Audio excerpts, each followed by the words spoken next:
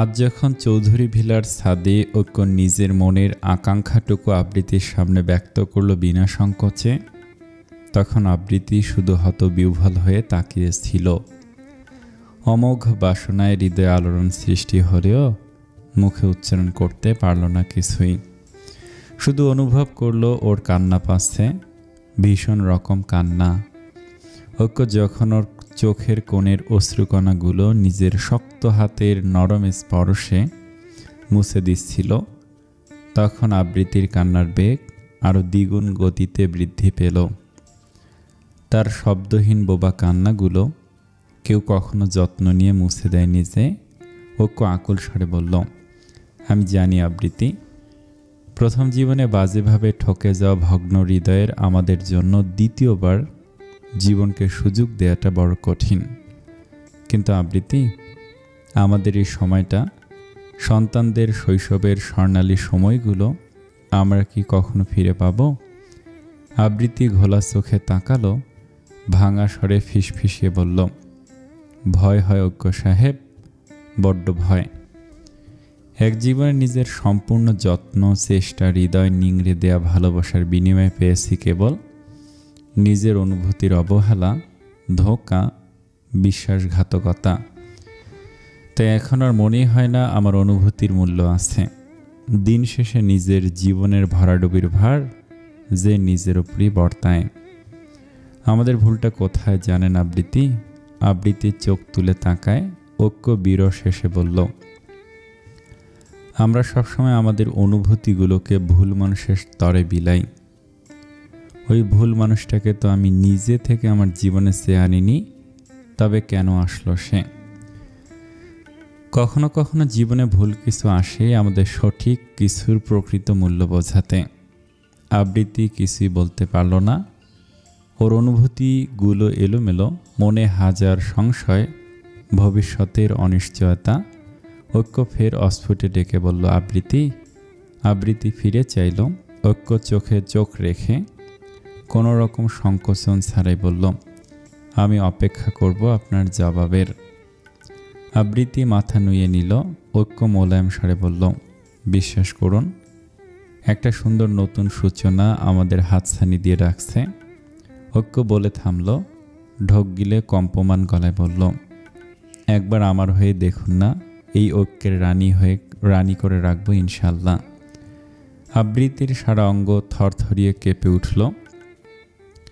কিছুটা স্বস্তি, ভয়, কষ্ট মিলে মনে মিশ্র প্রতিক্রিয়ার আলোড়ন সৃষ্টি করল। আবৃত্তি কাঁপা গলায় কোনো মতে এটুকু বলতে পারল, আমি ভেবে দেখব ঐক্য সাহেব, এবার অন্তত একটু নিজেকে নিয়ে ভাবতে চাই, নিজের আধুরা স্বপ্নগুলোর একটু মূল্যায়ন করতে চাই। চট করে চোখ খুলে তাকালো আবৃত্তি। প্রচণ্ড হাঁসফাঁসে গলা বুঝে এলো। মাথা থেকে সকল চিন্তা ঝেড়ে ফেলল একটু ঘুমোনোর তাগিতে। কিন্তু ঘুম যেন ওর শত্রু হয়ে চোখে ধরাই দিতে চাইছে না।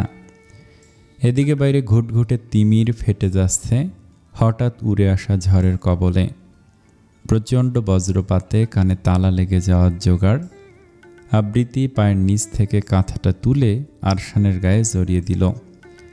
তারপর আরশানকে জড়িয়ে ধরে ঘুমানোর চেষ্টা করে, কিন্তু সারা রাত এপাশ ওপাশ করেও যখন ঘুম আসলো না, তখন রাতের শেষ ভাগে বিছানা ছাড়ল।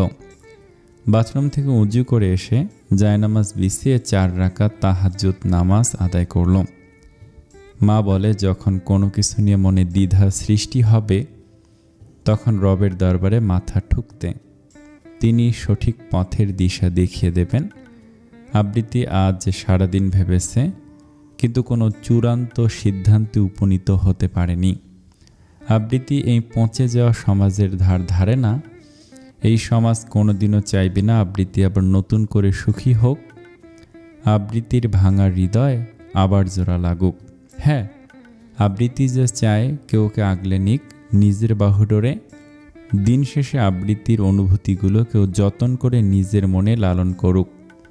কেউ গোটা এক আবৃত্তির দায়িত্ব নিক নিষ্ঠার সাথে। কিন্তু শুধুমাত্র নিজের কথা চিন্তা করে বিয়েতে মত দেয়া যে সম্ভব নয় আবৃত্তির পক্ষে। আর আরশান আরশানের কি হবে? ঐক্য সাহেব যতটা সহজভাবে সব কিছু চিন্তা করছেন, আদতেই কি সব কিছু এতটা সহজ হবে? ঐক্য যে আরশানের জন্য একজন বেস্ট পিতা হবে তা নিয়ে আবৃত্তির মনে কোনো বিন্দুমাত্র সংশয় নেই। হয়তো আরশানের বাচ্চা মন খুব সহজে ঐক্যর সাথে মানিয়ে নেবে, কিন্তু আরশানের বাচ্চা মন খুব সহজে যখন মানিয়ে নেবে, আরশান যখন বুঝতে শিখবে তার আসল বাবা সৎ বাবার তফাৎ, তখন আবৃত্তি কি জবাব দেবে? সমাজের সাথে সাথে তার নিজের অংশ কি তার দিকে বাঁকা চোখে তাকাবে না? তখন তার নিষ্পাপ সন্তানের এই প্রশ্নটা যদি ওকে তীরবিদ্ধ করে যে, কেন তুমি নিজের সুখের কথা ভেবে আরেকজনের সাথে ঘর বাঁধলে? কেন আমার বাবার জায়গা আরেকজনকে দিলে কেন? আবৃত্তি আর কিছু ভাবতে পারে না, জায়নামাজে হু হু করে কেঁদে ওঠে। ও আর পারছে না, এত দ্বিধা, ভবিষ্যতের অনিশ্চয়তা, কারো পবিত্র আহ্বানে সাড়া দিতে না পারার ব্যর্থতা ওর ভেতরটা কুরে কুরে খেয়ে নিচ্ছে।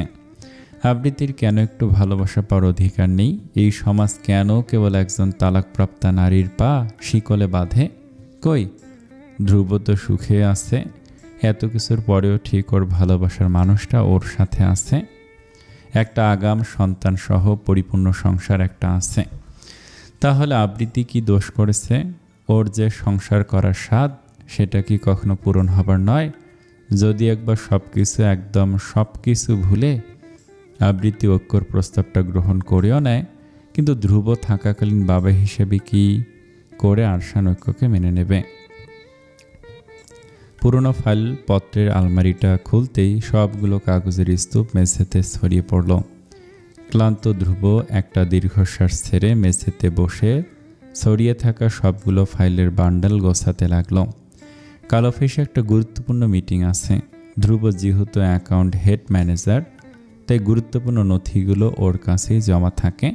তাই ঐক্যর নির্দেশস্বরূপ পুরনো কিছু ফাইলের ইনফরমেশন অফিসের মেইলে জমা দিতে হবে। তাই এত রাতে এগুলো খুঁজতে স্টোররুমে এসেছে। হঠাৎ হাতের সাথে ধাক্কা লেগে খালি আলমারিটা একটু নড়ে উঠল। ফলে ওপর থেকে একটা ছোট বস্তু ধ্রুবর মাথায় পড়ল। ধ্রুব বিরক্ত হয়ে মাথা ডলতে ডলতে বস্তুটিকে কুড়িয়ে নেয় মেঝে থেকে। ভ্রু কুঁচকে দেখে বস্তুটা একটা ডায়েরির। ধ্রুবর কুঁচকানো ভ্রু শীতল হয় ডায়েরিটা ভালো করে দেখে। হালকা ব্রাউন রঙা মোটা মলাটের ডায়েরিটা ধ্রুবর নিকট পরিচিত ঠেকল। মনে পড়ল ডায়েরিটা আবৃত্তির। প্রায় গভীর রাতে দেখা যেত আবৃত্তি টেবিলে বসে ডায়েরির পাতায় কলমের খসখস শব্দ তুলে কি যেন লিখে চলেছে। ধ্রুবর কখনো কৌতূহল হয়নি আবৃত্তি কি লিখছে। আসলে তখন আবৃত্তি ছিল ওর কাছে ঘরের এক কোণে পড়ে থাকা কোনো অবহেলিত জড়বস্তুর ন্যায়। এই মেয়েটা নিজের সকল ধ্যান জ্ঞান সব দিয়েছে এই সংসারে, কিন্তু নিজের প্রথম ভালোবাসা হারানোর হতাশা এবং বাবার প্রতি প্রতিশোধ পরায়ণতায় ধ্রুব সম্পূর্ণ অন্ধ বনে যায়। লোপ পায় হিতাহিত জ্ঞান। আবৃত্তিকে নানা রকমভাবে মানসিকভাবে অত্যাচারে এক প্রকার পৈশাচিক তৃপ্তি পেত, কেননা ওকে কষ্ট দিয়ে নিজের বাবার প্রতি ক্ষোভ মেটাতে পারত। প্রথম বিয়ের পর নিজের বিয়ে করা স্ত্রীর প্রতি কোনো দায়িত্বের তোয়াক্কা না করে ধ্রুব পড়ে থাকতো বাইরে রাতের পর রাত। গভীর রাতে বাসায় ফিরে দেখত আবৃত্তি ডাইনিং টেবিলে ঘুমিয়ে আছে ওর অপেক্ষায়। ধ্রুব চিল্লাপাল্লা করতো আবৃত্তির কাজকে ন্যাকামো আখ্যা দিয়ে, কিন্তু ওর চিৎকার চেঁচামেচি আবৃত্তির ওপর বিশেষ প্রভাব ফেলত না। পূর্বের ন্যায় আবৃত্তিকে কখনো ডাইনিংয়ে ঝিমাতে অথবা ডায়েরিটা নিয়ে মনোনিবেশে দেখা যেত। ধ্রুব ফেরার আওয়াজ কানে আসতেই ধরফড়িয়ে উঠে খাবার গরম করে দিত। ধ্রুব জানতো আবৃত্তি প্রতিদিন না খেয়ে ওর জন্য অপেক্ষা করে, কিন্তু পাষাণ ধ্রুব কখনো মেয়েটাকে সাথে খেতে সাধত না।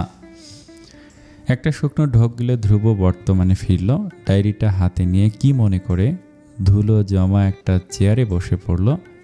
আবৃত্তি জীবন থেকে হারিয়ে যাওয়ার পর ওর ব্যবহৃত বহু জিনিস ধ্রুবর ঘরে, যেখানে একসময় আবৃত্তির বাস ছিল, সেখানে পড়েছিল।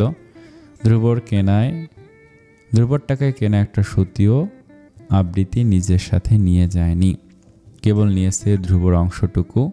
এই অংশটুকুর বিনিময়ে মেয়েটাকে ছাড়তে হয়েছিল নিজের অধিকার। তারপর ইরা যখন আবৃত্তির জায়গায় আসলো, তখন ধ্রুব আবৃত্তির নামমাত্র একটা চিহ্ন খুঁজে পায়নি কোথাও। হঠাৎ করেই চেনা রুমটা অপরিচিত হয়ে উঠল ধ্রুবর নিকট। এই ডায়েরিটা হয়তো আবৃত্তির সাথে নিতে ভুলে গিয়েছে। একসময়ের সঙ্গী ডায়েরিটার কথা মেয়েটার কি মনে পড়ে না? দুরু দুরু বুকে সাহস সঞ্চার করে ধ্রুব ডায়েরিটার পাতা উল্টালো। এভাবে কারো ব্যক্তিগত জিনিসে হাত দেওয়া সমীচীন না, এটা জেনেও আজ ধ্রুব কেন জানি নিজেকে দমিয়ে রাখতে পারল না। যে মেয়েটা থাকাকালীন তার জন্য কোনো দিন টান অনুভব করেনি, আজ তার ফেলে যাওয়া জিনিসটার প্রতি এক অমোঘ টান বাধ্য করে ধ্রুবকে কাজটা করতে। কাঁপা কাঁপা হাতে ধ্রুব ডায়েরির প্রথম পাতাটা উল্টালো। সেখানে সুন্দর করে লেখা, একজন মেয়ে যে কিনা স্বপ্ন দেখতে ভালোবাসে। আমি এক স্বপ্ন চারিনি, কিন্তু আমার সব স্বপ্নই কেন যেন অপূর্ণ থেকে যায়, পূর্ণতা পায় না কভু। ব্যাস, প্রথম পৃষ্ঠায় কেবল এতটুকু লেখা। ধ্রুবর তারপরের পেজগুলো উল্টালো। সবগুলো পৃষ্ঠায় আবৃত্তির ডক্টর হওয়ার তীব্র বাসনা নিয়ে লেখা। ধ্রুব এর পরের পৃষ্ঠাগুলো উল্টাতেই ধাক্কার মতো খেল, কেননা পরের পৃষ্ঠাগুলো ধ্রুবর সাথে বিয়ের পর থেকে লেখা। ধ্রুব মন দিয়ে প্রতিটা পৃষ্ঠা পড়ার চেষ্টা করে, কিন্তু এই পৃষ্ঠাগুলোতে লেখা কেবল আবৃত্তির অব্যক্ত কষ্ট, যন্ত্রণা, যেগুলো ধ্রুব 6 বছরকে তিলে তিলে দিয়েছে। ডায়েরির সাদা রঙা কাগজে কালো কালিগুলোতে যেন আবৃত্তির হাজার অভিযোগ মিশে আছে। ধ্রুবর বুকটা টনটন করে ওঠে। চোখ দুটো কখন ভরে উঠেছে নোনা জলে টের পেল না। ধ্রুবর হঠাৎ করে এত বছরে এই প্রথমবার উপলব্ধি হলো, কি হতো যদি নিজের অতীতটাকে ভুলে আবৃত্তিকে নিয়ে বাঁচলে, কি হতো মেয়েটার বাড়িয়ে রাখা হাতটা আঁকড়ে ধরলে, কি হতো নিজের স্ত্রী সন্তানকে সাথে নিয়ে একটা সুখের সংসার পাতলে, কি হতো আবৃত্তিকে একটু ভালোবাসলে। এই প্রশ্নগুলো যেন ফলা হয়ে ওর হৃদয়ে বিচ্ছে। এই বদ্ধ ঘরে ধ্রুবর দম বন্ধ হয়ে আসছে, যেন এখনই দম আটকে মরে যাবে। প্রচণ্ডভাবে বুকটা কাঁপছে। আকস্মিক উন্মাদের মতো উঠে দাঁড়িয়ে বিড়বিড়িয়ে বলে, আমার এখনই আবৃত্তির কাছে যেতে হবে, ক্ষমা চাইতে হবে। আমি আবৃত্তির পায়ে পড়ব। ওর ক্ষমা না পেলে আমি মরেও শান্তি পাব না। নিজের রুমে ফিরে ধ্রুব বিকার গ্রন্থের ন্যায় নাইট স্ট্যান্ডের ডয়ার খুলে হাতড়িয়ে নিজের গাড়ির চাবি হাতে নেয়। ইরা চোখ বুজে শুয়েছিল। ধ্রুব পাশে না থাকায় ঘুম আসছিল না। এমনিতেও রাতে ওর বিশেষ ঘুম হয় না কোনো দিন। ডাক্তারের শরণাপন্ন হলে জানায় ও ইনসোমনিয়া আক্রান্ত। প্রচণ্ড মানসিক চাপে ঘুম না হওয়ার সমস্যাকে ইনসোমনিয়া বলে। তাই অল্প আজেই ওর তন্দ্রা ছুটে গেল। চোখ খুলে ধ্রুবকে এত ব্যতিব্যস্ত হয়ে একটা এটা সেটা খুঁজতে দেখে এরা অবাক গলায় শোধায়, কি করছো তুমি? ধ্রুব একটু অপ্রস্তুত হয়ে হঠাৎ ইরাকে উঠে যেতে দেখে, তবু নিজেকে যথাসম্ভব শান্ত রেখে বলল, আমি একটু আসছি। বাইরে তখনও প্রচণ্ড বজ্রপাতের শব্দ শোনা যাচ্ছে। ইরা হতবাক গলায় বলল, কোথায় যাচ্ছ তুমি এত রাতে? ঘুমাও তুমি, আমি চলে আসব দ্রুত। পাগল হলে? দেখছো না বাইরে কি পরিমাণ ঝড় বৃষ্টি হচ্ছে? তুমি যাচ্ছটা কোথায় এত রাতে? পাপের প্রায়শ্চিত্ত করতে। ইরা আতকে উঠে পেট চেপে বিছানা থেকে নেমে যায়। ব্যস্ত গলায় উদ্বিগ্ন স্বরে বলল, ধ্রুব প্লিজ শান্ত হও, তোমাকে ঠিক লাগছে না আমার। ধ্রুব নিজের মাথার চুল খামচে ধরে পাগলের মতো বিড়বিড়ায়, আমি পাগল হয়ে যাব ইরা, একদম পাগল হয়ে যাব। তুমি কেন ফিরে আসলে? আমি না সত্যি আবৃত্তিকে ভালোবাসতে শুরু করেছিলাম, কিন্তু তুমি ফিরে এসে সব ভেস্তে দিলে। আমি হারিয়ে ফেললাম ওকে সারা জীবনের জন্য। নিজের সন্তান, নিজের সুখ, স্বস্তি সব হারিয়ে গেলে আবৃত্তির সাথে সব হারিয়ে গেল। ইরা স্তব্ধ হয়ে গেল। পা দুটো জমে গেল একদম মেঝের টাইলসের সাথে। হতবিহ্বল চোখ দুটো নিবদ্ধ ওর ধ্রুবর মুখপানে। অনেক কষ্ট করে ইরা কোনো শব্দ উচ্চারণ করতে পারল না। ধ্রুব অপেক্ষাও করল না, অস্থির পায়ে বের হয়ে গেল। ইরা নিজের কাঁপা হাতটা তুলে পিছু ডেকে চেষ্টা করলো কিছু বলতে, কিন্তু পারল না। ততক্ষণে ধ্রুবর অবয়ব মিলিয়ে গিয়েছে ঘুটঘুটে তিমিরের আধারে। অসমের উথাল পাতাল ঝড়ের মধ্যে ধ্রুব গাড়িটা সাই সাই করে ছুটছে।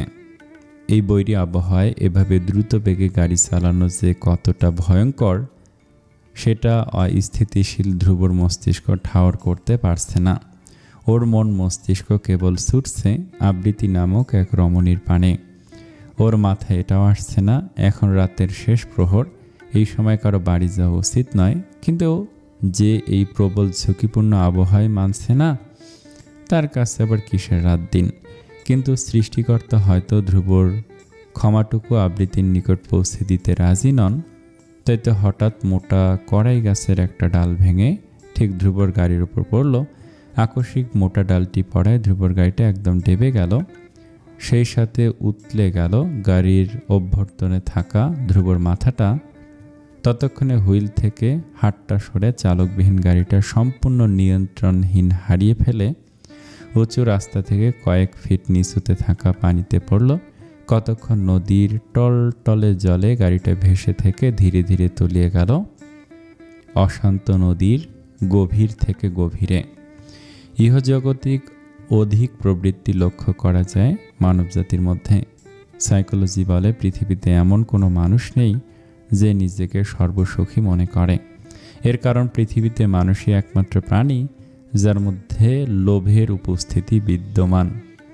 সেই লোভ স্বীয় প্রবৃত্তির চাহিদা পূরণে মানুষ কখনো কখনো খুঁয়ে বসে নিজের বিবেক ও নীতি ঔচিত্যবোধ। তেমনটাই ধ্রুব ওয়াহিদ নিজের জীবনে করেছিল। স্ত্রী সন্তান একটা সুখী পরিবার থাকা সত্ত্বেও ধ্রুব কোনোদিন নিজেকে সুখী দেখাতে পারেনি। এর কারণ ওর দুধর্মনীয় প্রবৃত্তি এবং অতীতের হতাশা। সে হতাশার কালো ছায়া ওকে এতটাই গ্রাস করল যে নিজেকে নিজের হাতেই সুকৌশলে ধ্বংস করল। ধ্রুবর এই লোমহর্ষক মৃত্যুটা বিধাতা ওর পাপের প্রতিফল দিলেন, নাকি কোনো এক ঠকে যাওয়া নারীর সকরুণ প্রার্থনা কবুল করে নিলেন, সেটা বিধাতাই সঠিক জানেন। সেই প্রসঙ্গে না যাওয়াটাই সমীচীন। অংশুমালীর মৃদুলাল কিরণে সবে ধরনী আলোকিত হতে শুরু করেছে। আবৃত্তি ফজরের নামাজ পড়ে জায়নামাজে ঘুমিয়ে গিয়েছিল মাথা ঠেকিয়ে। সারা রাত না ঘুমানোর দরুন এখন বেশ প্রগাঢ় ঘুমে তলিয়ে আছে। বিছানায় আরশান একা একা হাত পা ছড়িয়ে ঘুমিয়ে আছে। এই শান্ত কক্ষটিতে আহানটা কোত্থেকে যেন ছুটে আসলো। হাঁপাতে হাঁপাতে দেখে আবৃত্তি মেঝেতে শুয়ে আছে। আহান ঢোক গিলে হাঁটু গেড়ে বসলো আবৃত্তির শিয়রে।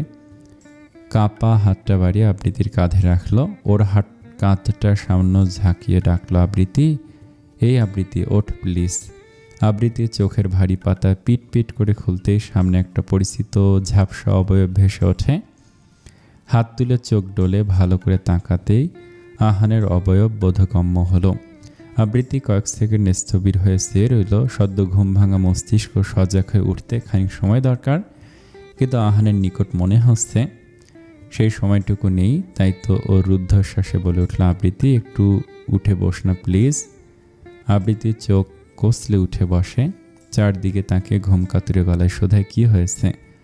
তুই এত সকালে রাতে কখন ফিরলি? আহান জিভ দিয়ে ঠোঁট ভিজিয়ে প্রকম্পিত গলায় বলল, একটা মারাত্মক অ্যাক্সিডেন্ট ঘটে গিয়েছে। আবৃত্তির টনক নড়ে যেন। তস্ত্র কপালের ভাঁজ মিলিয়ে মস্তিষ্ক সপ্রতিভ হয়। হতবাক কণ্ঠে জিজ্ঞেস করে, মানে অ্যাক্সিডেন্ট? কার অ্যাক্সিডেন্ট? আহান কপালের ঘাম মুছে। রাত 4টে নাগাদ হঠাৎ হসপিটালে জরুরি অবস্থায় এক অ্যাক্সিডেন্টের রোগীকে নিয়ে আসা হয়। নিমেষে পুরো হসপিটালে ছেয়ে যায় খবরটা। কোনো রোগীর ভিজিট না থাকায় আহান নিজের কেবিনে বসে ঝিমুচ্ছিলেন। হাসপাতালে তখন কোনো রেজিস্টার্ড চিকিৎসক উপস্থিত ছিল না, তাই একজন নার্স ছুটতে ছুটতে আহানকে তলব করে। আহান দেরি না করে ওটি রুমে ছোটে। প্রতিমধ্যে নার্স থেকে যতটুকু শুনে তা হলো, হাইওয়েতে একটা মারাত্মক কার অ্যাক্সিডেন্ট ঘটেছে একটু আগে।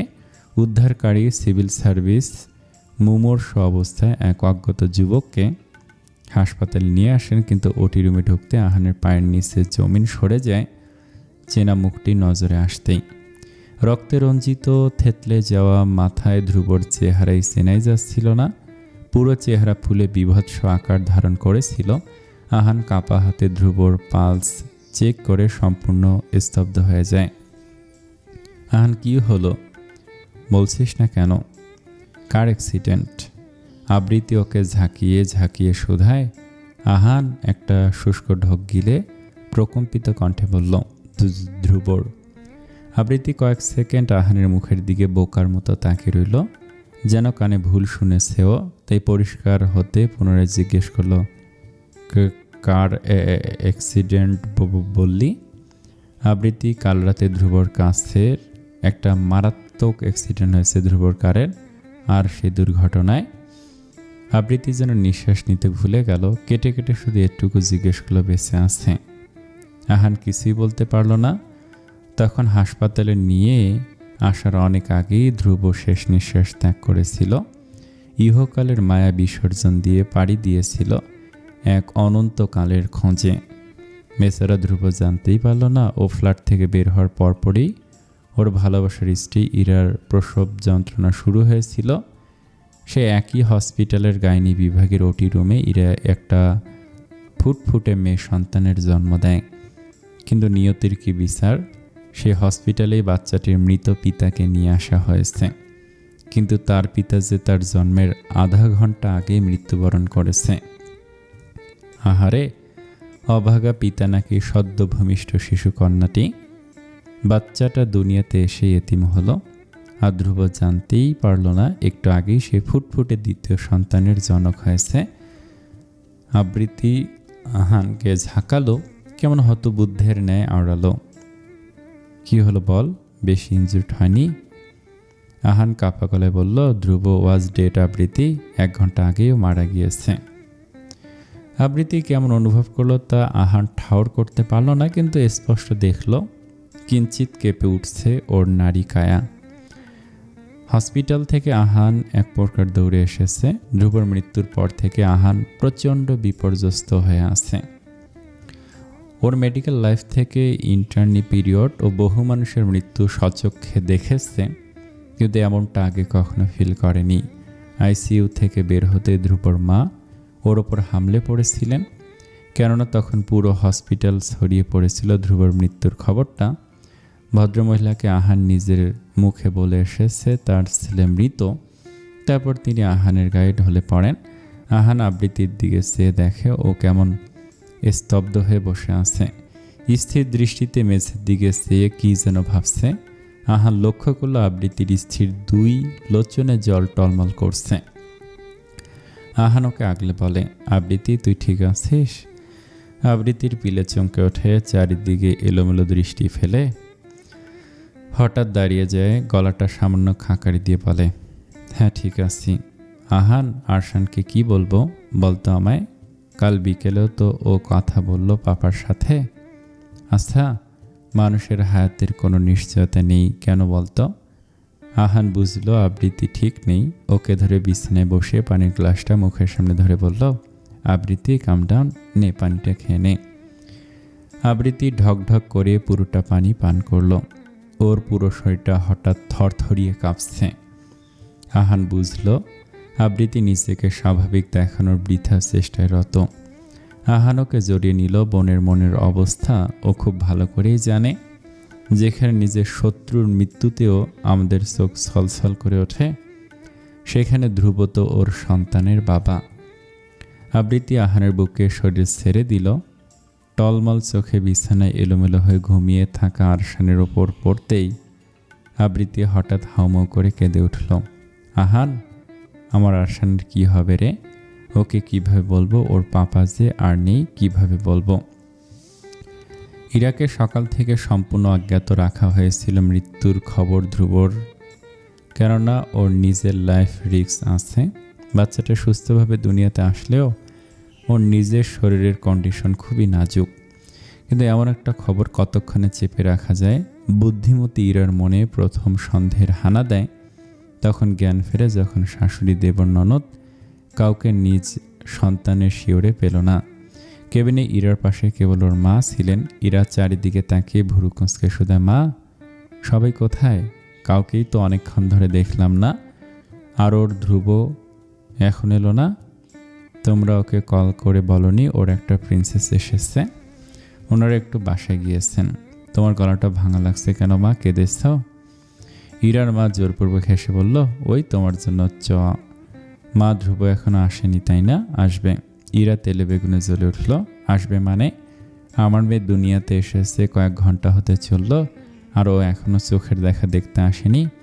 মা, আমার ফোনটা কোথায়? ফোনটা দাও তাড়াতাড়ি, আমি জানি ও কোথায়। ইরার মা ওকে শান্ত করাতে বললেন, আচ্ছা এখন একটু রেস্ট নাও, পরে কল করো না হয়। প্রসব পরবর্তী শারীরিক মানসিক ধকলে এমনিতেই নুয়েছিল, তার উপর কেবিনের অস্বাভাবিক পরিবেশ, মায়ের ফ্যাকাশে অশ্রুসিক্ত চোখ যেন ওকে আগাম কোনো বিপদের আভাস দিল। সদিগ্ধ গলায় উত্তেজিত হয়ে প্রশ্ন করল, তুমি ফোন দেবে? থাক, লাগবে না, আমি খুঁজে নিচ্ছি আমার ফোন। এই বলে ইরা উত্তেজিত হয়ে বেড থেকে নামতে নিল। ইরার মা হন্তদন্ত হয়ে ইরাকে ধরে ফেললেন, হাহাকার করে বললেন, মা একটু শান্ত হ, সেলাইয়ে টান পড়বে, দিচ্ছি ফোন দিচ্ছি। ইরার মা আর না পেরে ফোনটা বের করে দিলেন। ইরা ফোনটা তুলে অন করলো ধ্রুবকে কল দেওয়ার জন্য, কিন্তু ডাটা অন করতে নোটিফিকেশনের শব্দে ফোনটা যেন কেঁপে কেঁপে উঠছে। ইরা হতবাক হয়ে দেখল ওকে ট্র্যাক করে কয়েকটা ফেসবুক, ইনস্টাগ্রাম পোস্টের নোটিফিকেশন এসেছে ক্রমান্বয়ে। এটা বিক্ষিপ্ত হাতে একটা নোটিফিকেশন ক্লিক করলো। তারপর আর কি, সামাজিক যোগাযোগের মাধ্যমে সুবাদে ইরা ঠিকই জেনে গেল ওর শত প্রতারণা, ছলনা করে পাওয়া স্বামীটির অস্তিত্ব আর এই দুনিয়াতে অবশিষ্ট নেই। ইরা কতক্ষণ হতবিহ্বল চোখে স্ক্রিনে তাকিয়েছিল, যখন দেখল ওর সেই আকাঙ্ক্ষিত প্রেমিক স্বামীর পরিচিত ব্রাউন শেডের গাড়িটা ক্রেনের সাহায্যে শূন্যে তুলে ধরা হয়েছে, তখন সকল জাগতিক জ্ঞান লোপ পেল। কেমন হতবুদ্ধের ন্যায় ফ্যালফ্যাল করে তাকিয়ে রইল মোবাইলের স্বচ্ছ স্ক্রিনে। পোস্টার উপরের ক্যাপশন লেখা, আজ ভোর রাতে হাইওয়েতে প্রচণ্ড ঝড়ের কবলে পড়ে একটা ভয়াবহ রোড অ্যাক্সিডেন্টে স্পট ডেথ করেছেন জাহাঙ্গীরনগর বিশ্ববিদ্যালয়ের 19তম ব্যাচের প্রাক্তন শিক্ষার্থী ধ্রুব ওয়াহিদ। তার এমন অনাকাঙ্ক্ষিত ভয়াবহ মৃত্যুতে আমরা সকলে শোকাহত। সাথে সৌম্য ধ্রুবর বেশ আগের একটা হাস্যোজ্জ্বল ছবি ভাসছে। ইরার হতবাক দৃষ্টিমা বুঝতে পারেন ইরা ইতিমধ্যে সব জেনে গিয়েছেন। তিনি ইরাকে কি সামলাবেন মেয়ের পরবর্তী ভয়ঙ্কর প্রতিক্রিয়া অনুমান করে তিনি কান্নায় ভেঙে পড়েন। বিষাক্ত বিপর্যস্ত এক সকাল। ধ্রুবদের এরিয়ার স্থানীয় মসজিদ প্রাঙ্গণে আজ জোহরের পরে ধ্রুবর লাশ দাফন করা হবে। পুরো ফ্ল্যাটে আজ শোকের মাতম, চারিদিকের বাতাসও আজ যেন ভারী শোকের ছায়া। ধ্রুবর মা মেঝে চাপড়ে চাপড়ে কাঁদছেন। ভদ্রমহিলা কাল থেকে বেশ কয়েকবার চেতনা হারিয়েছেন। ধ্রুবর ভাই দীপ্ত বাচ্চাদের মতো কাঁদছে। ছোট থেকে দুই ভাই পিঠাপিঠি বড় হয়েছে, কত ঝগড়া, কত ভালোবাসার স্মৃতি জড়িয়ে এই ভাইটার সাথে। কাল রাতেও তার ভাইটা তরতাজা ছিল, আর আজ নাকি তার ভাইটা এই দুনিয়াতে অবশিষ্ট মাত্র নেই, এটা কিছুতে মানতে পারছে না। ওকে একপাশে স্থির হয়ে দাঁড়িয়ে আছে। সকালে নিউজে খবরটা শোনার পরপরই আর এক মুহূর্ত দেরি না করে হাসপাতালে ছুটেছে। সেখানে ধ্রুবর মৃত্যুর খবরটা শুনে অক্ষ নিজেও ভেঙে পড়ে। প্রায় 4 বছর ধরে ধ্রুব অক্ষর কোম্পানিতে আছে। ছেলেটা একজন সাধারণ কর্মচারী থেকে ধীরে ধীরে এই অবস্থানে নিজের জায়গা তৈরি করেছে, এটা অস্বীকার করার কোনো জো নেই।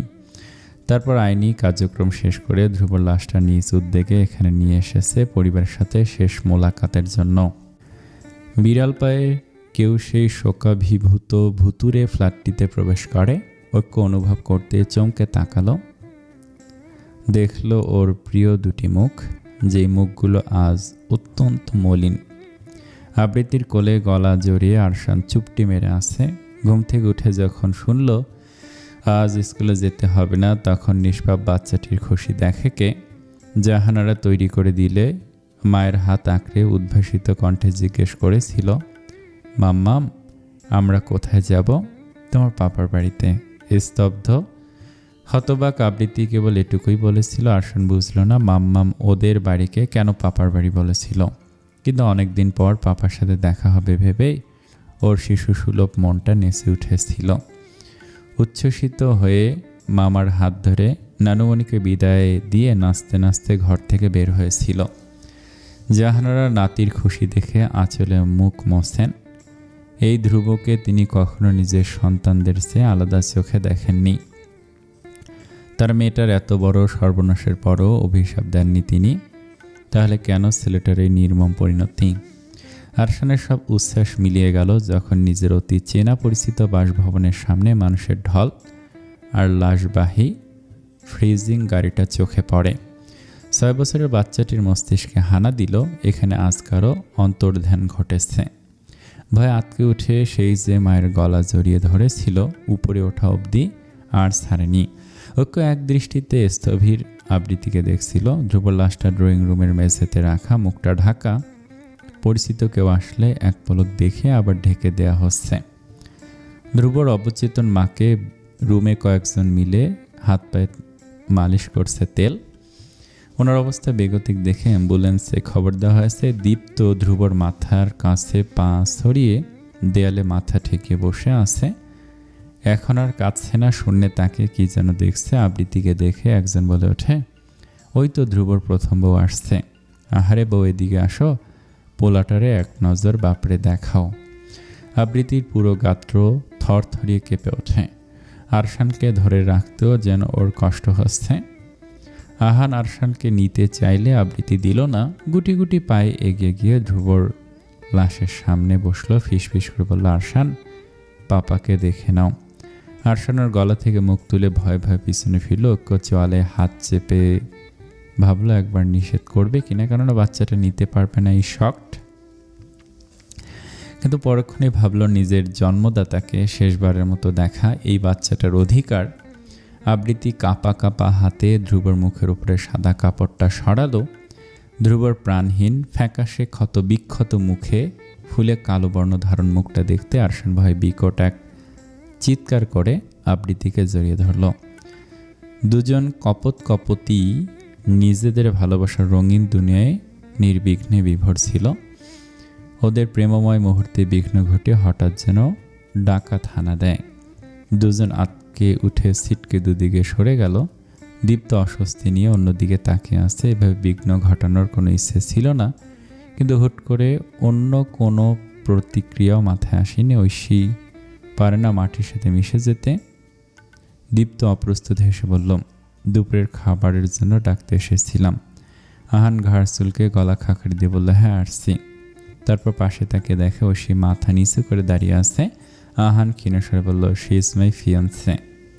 দীপ্ত মৃদু হেসে বলল, I know, both of you come please, অপেক্ষা করছে। এই বলে দীপ্ত তস্ত্র পায়ে সামনে এগিয়ে গেল, বলতে গেলে এক প্রকার পালিয়ে গেল। ঐশী লাজে মরিমরি গলায় আহাজারি করে বলল, ইস, উনি কি ভাবলেন আমাদের নিয়ে? আহান ভাবলেশীন গলায় বলল, এখানে কিছু ভাবার কি আছে? It's normal, you are my fiance, my property. Aishi গাল দুটো কাঁপে লজ্জার তোরে। চারিদিকে এলোমেলো চোখের পাতা ফেলে বলল, আমি আপনার প্রপার্টি কবে হলাম? যবে থেকে এই হৃদয়ে জোরপূর্বক নিজের দখলদারিত্বে নিলে। ঐশী মুচকি হাসলো, বলল, হয়েছে হয়েছে, এখন চলুন, আপনার মুখে সব ফিল্মি ডায়লগ মানায় না। তুমি এড়িয়ে যাচ্ছ কেন? কি এড়িয়ে গেলাম? আহান অতিষ্ঠ ভঙ্গিতে বলল, দেখো ঐশী, আমি যা বলার ক্লিয়ারলি বলছি। বিয়ের জন্য 1 বছর অপেক্ষা করা ঠিক হবে না, অন্তত আমার জন্য। ঐশী বুঝতে না পেরে জিজ্ঞেস করলো, কেন? এখানে ঠিক না হওয়ার কি আছে? Because it's absolutely impossible for me to wait for a year. Oishi বেকুব বনে গেল। আহানের কথার আগামাথার কি ওটা এখন বুঝে উঠতে পারছে না।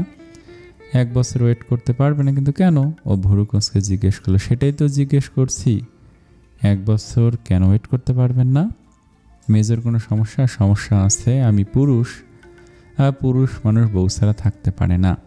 আহান জড়তাহীন গলায় স্পষ্ট করে বলল। ঐশী বিস্ময়ে থম মেরে গেল, মুখটা হাঁ করে গেল।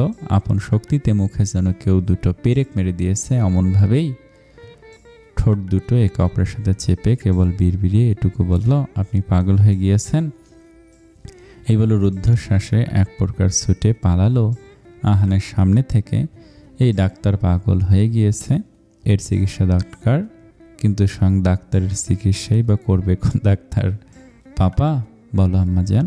ওয়াফা চারদিকে তাকিয়ে হাত দিয়ে ইশারা করে বলল, কানে কানে শোনো। ঐক্য ভুরুকুটি করে মেয়ের দিকে সে হেসে দিল। তারপর মাথাটা নিচু করে ওয়াফার মুখের কাছে কানটা পাতল। ওয়াফা চারদিকে সাবধানী নজর ফেলে ঐক্যর কানের কাছে একদম ফিস ফিস করে বলল, তুমি বলেছিলে না সুইটি আন্টিকে আমার মাম্মাম বানিয়ে দেবে, কবে দেবে? মেয়ের নিষ্পাপ অর্জিতে ঐক্য অপ্রস্তুত হলো ভীষণ। সামনে থেকে দেখলো আবৃত্তি বাচ্চাদের সাথে ডুবে আছে। ফোঁস করে শ্বাস ছেড়ে ঐক্য মেয়ের সামনে হাঁটু করে বসলো। ওয়াফার সরল আঁখি দুটোতে আসার হিরিক ঐক্য সেই নিষ্পাপ চোখ দুটিতে সে ক্ষীণ গলায় বলল, দেব মা, পাপাকে একটু সময় দাও। কখন? কালকে দেবে?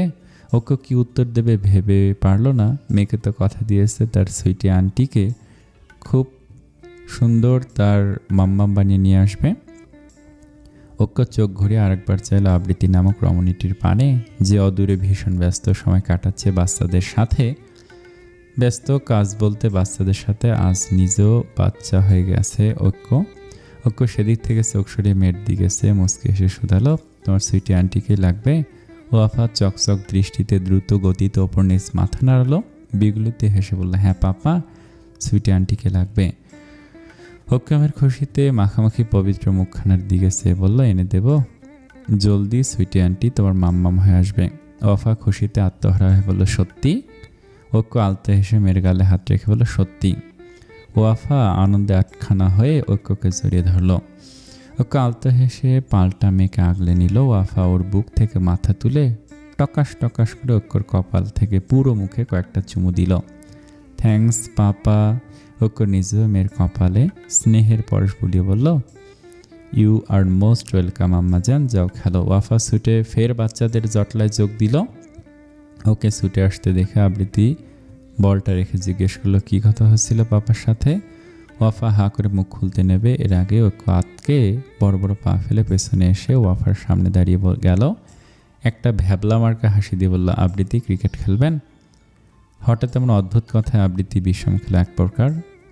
গোল গোল চোখে ঐক্যর দিকে সে অতি দ্রুত নিজেকে সামলে অবাক গলায় বলল, ক্রিকেট? ঐক্য ঘাড় চুলকে বোকা বোকা আসলে, হ্যাঁ চলুন না বাচ্চাদের সাথে এক ম্যাচ খেলা যাক। আবৃত্তি ইতস্ততভাবে বলল, কিন্তু মানে ঐশী সবই খাওয়া শেষ করে এসেছিল। ঐক্যের কথাটা কানে যেতে ও তরাক লাফিয়ে উঠে বলল, ভাই তুমি ক্রিকেটও খেলবে? ও ওয়াও, কি দারুণ আইডিয়া। আরশান শুনে বেশ উচ্ছ্বসিত হলো, কারণ ক্রিকেটের ভীষণ পছন্দের একটা খেলা। ক্রিকেট? আমিও খেলবো মাম্মাম, আমিও খেলবো। কিন্তু আমি কি ঐশী কথা কেড়ে নিয়ে অনুরোধ করে বলল, আপু প্লিজ মানা করবে না, চলো না সবাই মিলে খেলা যাক, দারুণ একটা সময় কাটবে। বাচ্চারা তোমরা খেলবে তো? বাচ্চাগুলো ক্রিকেট খেলার কথা শুনে চাপে উল্লাসে ফেটে পড়ল। ঐশী কথাটায় তড়িৎ সবাই সায় জানিয়ে একযোগে চেঁচিয়ে বলল, হ্যাঁ হ্যাঁ আমরা খেলবো। আবৃত্তি বলল, মহাবিপাকে এই বয়সে এখনও খেলবে কিনা ক্রিকেট? গাইগুই করে কিছু বলতে নেবে এর আগেই আহান হাসতে হাসতে ফোরন কেটে বলল, ভাইয়া আপনি এই ভিতুর ডিমটাকে ক্রিকেটের অফার করেছেন? চেহারা দেখেছেন যেন এখনই কেঁদে দেবে। আহানের টিটকারি শুনে আবৃত্তির নাকের ডগা কেঁপে ওঠে। সময় পরিস্থিতি ভুলে তেরেছে আহানের দিকে রোশানলে ফেটে পড়ে বলে, আমি খেলবো, অবশ্যই খেলবো ঐক্য সাহেব, দেখা যাক কার কত দম। আরশান ওয়াফা খুশিতে হাততালি দিল। এতদিন নিজেরা খেলছে, এখন তাদের মাম্মাম পাপাও খেলবে। এটা সম্পূর্ণ একটা নতুন অভিজ্ঞতা তাদের নিকট। ঐশী উৎসুক গলায় বলে ওঠে, তাহলে দুটো টিম করে নেওয়া যাক। এক টিম হবে ছেলেদের, আরেক টিম হবে মেয়েদের। তোমরা কি বলো? আহান টিটকারি দিয়ে বলল, ঠিক আছে, তোমরা আলাদা টিম করো, কি করে আমরা দেখবো আমাদের সাথে পারো কি না। আবৃত্তি ব্যগ্র হাতে নিজের ওড়নাটা কোমরে বেঁধে নিল। আহানকে আঙুল তুলে শাসিয়ে বলল, ডোন্ট জাজ এ বুক বাই ইটস কভার। তোমরা ছেলে বলে ভাবিও না, কেবল তোমরাই খেলাধুলাতে পটিও। বিশ্ব চ্যাম্পিয়ন লিস্টে কিন্তু মেয়েদেরও নাম আছে। ঐশী আহানের দিকে তাকিয়ে বাসখাই গলায় বলল, আগে তো খেলা শুরু করুন, তারপর না হয় বিচার করবেন। আহান ঐশীর দিকে সে মিটমিটে হেসে বলল, ওকে দেন লেটস সি। চলবে। আসসালামু আলাইকুম। ধ্রুবর মৃত্যুতে আপনাদের কেমন অনুভূতি জানাবেন। আমার তো একটু খারাপই লেগেছে, জানি না আপনাদের কেমন লেগেছে। আর আজকে আমাদের এখানে কনস্ট্রাকশনের কাজ চলতেছে, চারদিকে অনেক শব্দ, রেকর্ড করতে পারি নাই, দুপুরে ভিডিও দিতে পারি নাই, রাতে ভিডিও আসবে কিনা জানি না। তবে খুব শীঘ্রই এটা সমাধান হয়ে যাবে। আসসালামু আলাইকুম।